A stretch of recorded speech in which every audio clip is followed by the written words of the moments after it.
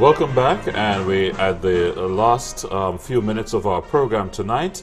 Newsmaker Live, Jerry George sitting in for Clinton Reynolds, who will also be away next week, and I'll be in the hot chair for next week as well on Newsmaker Live. We have with us Mr. Brandon Antoine, who is the chairperson of the Solution Non-State Actors Panel, and that is a civil society initiative that gives voice to the concerns of the persons in ordinary society, but making their voices heard in terms of government implementation, monitoring of projects funded by the European Union. Now, I know most of your discussion would have happened with the last government. Have you set aside a date yet for the new, for meeting the new administration? No, Jerry, but we anxiously looking forward to a discussion with the new government.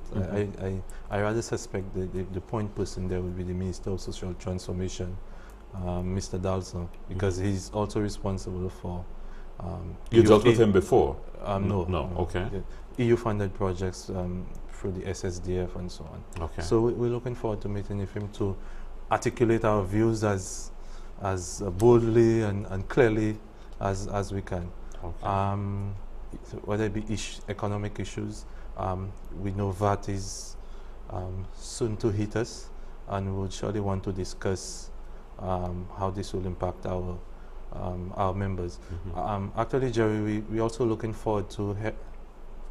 Yes, we have a call at the moment. Caller, go ahead with your question to Mr. Antoine. Yes, caller. Mr. Antoine. Yeah, yes, caller. What do you think? What you think as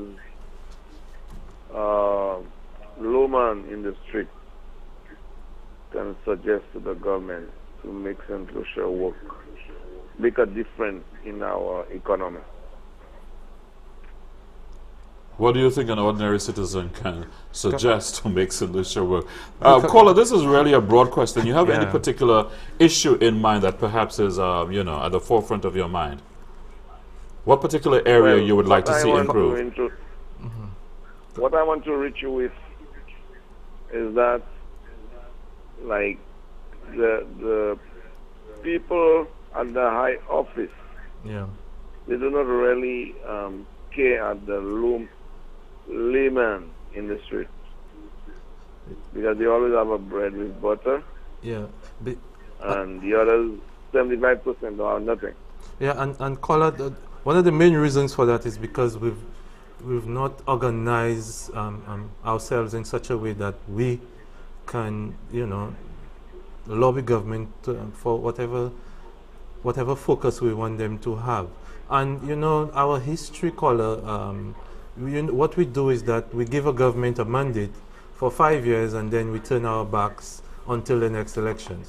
So, but we have to keep lobbying, we have to keep agitating for our concerns, because then and only then that the government can hear us. And trust me, caller, normally they will, but we have to push the envelope.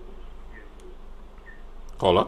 So, as somebody at your level, so to me, you should have an instant method of changing the economy at a faster pace. Oh, the economy is not like a cup of coffee, sir. I think it can happen as easily as you would like. But I think what Mr. Antoine is saying is that, apart from relying on persons like Mr. Antoine, you have to look at your own self and say what I can do, because you can be empowered. But I want to ask you, Mr. Antoine. Caller, thank you very much. What I want to ask you, Mr. Antoine, you talked about capacity building. Does that include empowering ordinary citizens to, be organized, for example? Yes, Jerry. We've held several workshops, whether it be on governance and democracy throughout the island, whether it be Choiseul, Vieux-Fort, and Castries. Discussing various issues of governance and how people can get involved, get organized. So we've had those workshops for people in the wider public. So discussing those various elements that we're discussing here. But what the caller must also understand is that we as a society always have a voice. We elect governments and we change governments. We can lobby for whatever means. You have various media available to us that I'm sure governments will listen to. So But I'm not saying that, you know, I'm not speaking on behalf of government.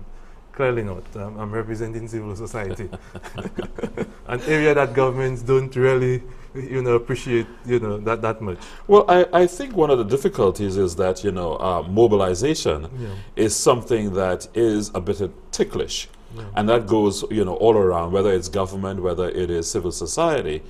And I think one particular area we could have seen that there need to have been more mobilization, if I do remember the EU and the water, the privatization of water within the last administration, I do believe that more people could have come out and let their voices be heard. But what we heard was a lot of officialdom speaking and speaking to each other rather than speaking language of the people, where the people's voices can be articulated properly. I don't know if that was your experience. Yeah, actually, Jerry, during the last administration, we did quite a bit of work on that, on sensitization of... You did?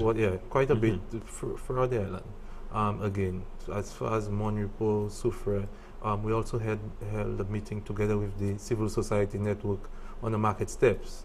In fact, I was one of the presenters at that meeting, galvanizing support against privatization of a valuable water resource.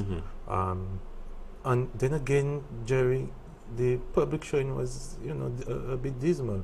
So it's true, you know, civil society must step up its role. Also, people must realize the importance. And in more industrialized societies, more developed societies, you could see the role that civil society plays in terms of advocating for change. So what was the civil society's final judgment, if you wish, on privatization of water in St. Lucia? Jerry, we, at that time, we were strongly against water privatization. We believe that despite the huge debt that government has, WASCO and so on, we could look at the water rates, which we believe, you know, can be augmented in terms of a gallon of water. So the rates can be flexed, Jerry. Improve the management of WASCO, the efficiencies there.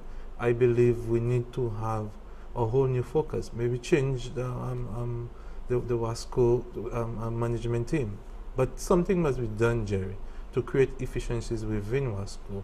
Look at the price structure and look at various methods that can be used. But Jerry, we know the stresses of putting our water in private hands. The number of cases outside the Caribbean and internationally have proven this to be not the right thing to do. So we as a society must work together, and that's what I'm advocating tonight, Jerry. Now, do you get a sense, again, about the water issue? Do you get a sense, for example, we have a caller. Good night, caller. Caller, good night. Go ahead with your question, please. Good night. I realize you touch a vital point. Like you're talking about pricing on the water rate. When you look at it, the layman live by at the lower line, lower level, and all the bourgeois live in Cap Estate, Monbos issue around. They have to pay the same rate with the millionaires. I don't think this is fair. So this is why WASCO has been suffering this kind of thing, because they have to use pump, all kind of things to send water to Cap Estate, Monbos issue, Monaship, name it. Caller, Again, you're caller, looking at discrimination here, caller. I don't think it's as simple as So that. how And you what I understand- wanted to ask Antoine actually was, do you believe that the ordinary citizen fully understands, for example, you know, water issues beyond getting it in his or her tap? Because you talk about several alternatives that could be looked at in terms of the privatization of water. But do you think the ordinary citizen cares, for that matter, except that they don't want to pay anything for the water except to get it into their pipes? water is life, Jerry, and we pay whatever price for electricity. Yeah. Yeah. Okay. We pay whatever price for electricity. I believe, Jerry, and we have a new minister, we have a new government in place. I believe if the government comes to the public, Jerry, with a plan, a viable plan, a plan that will show the public that if we do such and such, have a rate increase, then it can work, Jerry. Okay. But you see, we have to have that discussion with the public. If we don't have the discussion and we sit back and just assume that the public will not do this, will do this, then we go nowhere. So it's important that we have that discourse, have some town hall meetings. We don't have any of that sort of thing. But that's your responsibility, Mr. Antoine, don't you think? Yeah, but also to Jerry, government has the mechanisms that they can employ, that they can use to get their message across, because they really have all the information. They know what they're doing at a particular time. For instance, we wouldn't know if VAT was coming unless the Prime Minister declared that. So what I'm saying, then they have that information within their grasp, and they could find ways to disseminate it.